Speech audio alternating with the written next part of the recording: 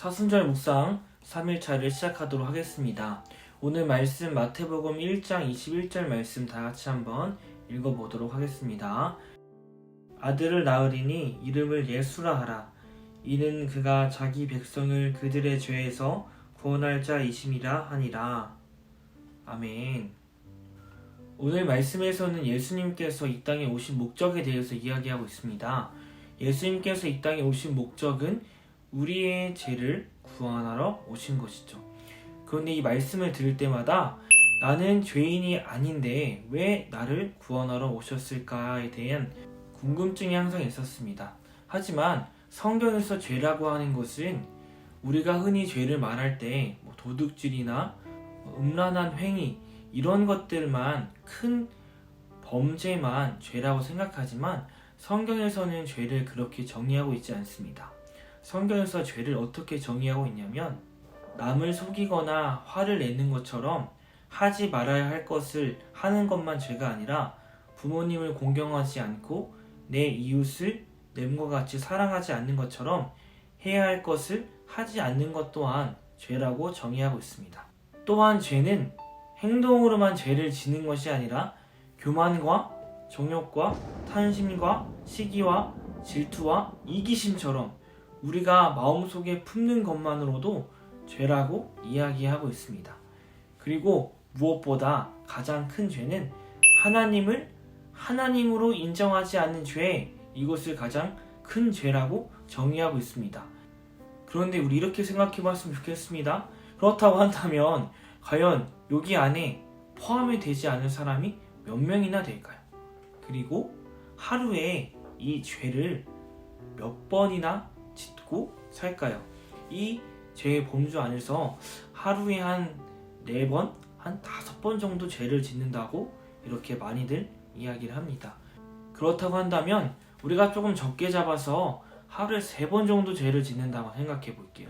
1년이 365일이니까 약 1000번의 죄를 짓습니다. 그런데 우리가 한 80, 90을 산다고 한다면 9만 번 이상의 죄를 짓는 거예요.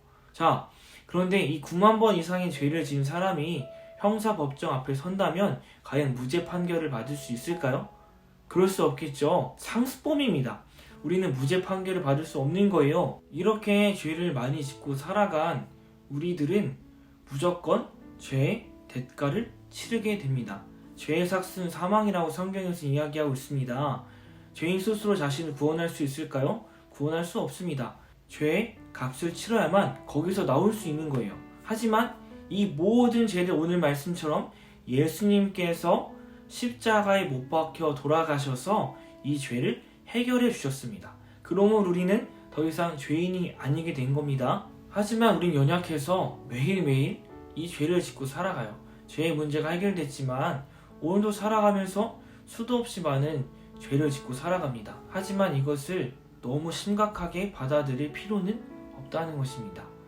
뒤이어 나오는 마태복음 1장 23절 말씀에서는 어떻게 이야기하냐면 예수님의 이름이 띠시 나오는데요. 예수님은 우리와 함께 계시다 라는 이름을 뜻을 가지고 있습니다. 예수님께서 우리와 항상 함께 계시니까 우리가 죄의 늪에 빠질 때마다 예수님께 기도함으로 그 죄의 문제를 해결할 수 있는 것입니다. 예수님께서 마지막에 하신 말씀이 있어요. 내가 세상 끝날까지 너희와 함께 하겠다라고 말씀하셨어요. 반복적으로 죄를 짓고 무너져도 우리가 기뻐함으로 예수님과 동행할 수 있는 것입니다. 우리 오늘 말씀을 보았습니다. 예수님이 이 땅에 오신 목적, 우리를 구원하기 위해 오셨습니다. 죄 가운데 구원하기 오셨습니다. 메모장에 한번 기록해 왔으면 좋겠어요.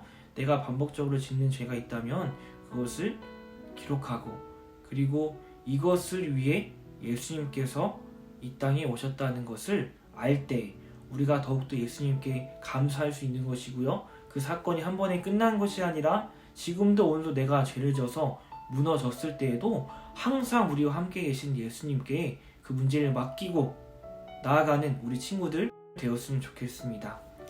사랑의 하나님 감사합니다. 우리를 구원하기 위해 우리를 죄 가운데에서 구출해내기 위해서 이 땅에 오신 예수님 감사합니다. 오늘도 나는 반복적으로 죄를 짓지만 우리가 우리 스스로 죄를 해결할 수 없지만 이 가운데 문제를 해결해 주시고 이것이 끝난 것이 아니라 세상 끝날까지 우리 함께 계신다는 예수의 말씀을 들었을 때에 우리가 기쁨으로 행복함으로 오늘 하루를 살아갈 수 있음을 고백합니다.